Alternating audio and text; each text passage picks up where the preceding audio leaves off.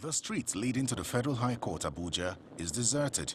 Security operatives man different checkpoints ahead of the rearrangement of the leader of the indigenous people of Biafra, IPOB, Mr. Nnamdi Kanu, who is being arraigned on a fresh 15 amended count charge bordering on treasonable felony.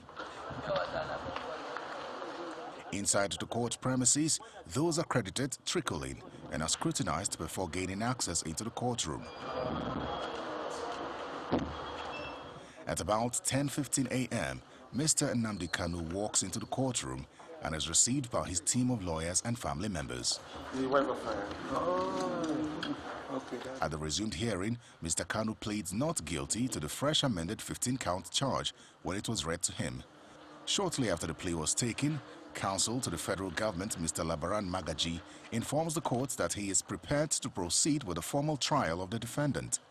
He informs the court that two of his witnesses are in court to testify in the case, while some exhibits to be tendered to establish terrorism charges against Mr. Kanu were brought to the court.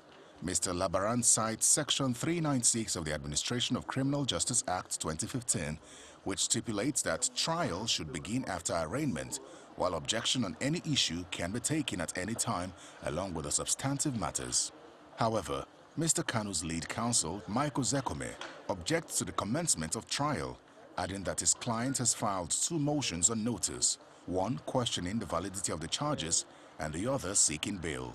Chief Zekome says the two motions are so fundamental because one of them is challenging the competence of the entire charges and must be first resolved.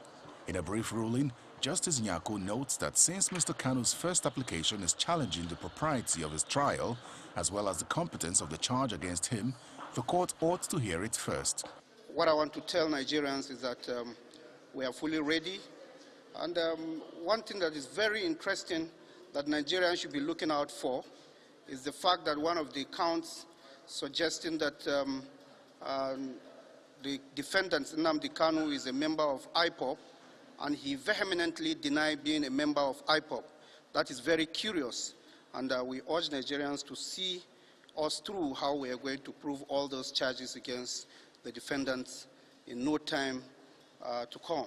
What the prosecution tried to do was to insist that because today was set down for hearing, that the trial must go on, notwithstanding the pendency of this application, which we had filed, and not also withstanding the pendency of a second application, a 26-page motion for bail.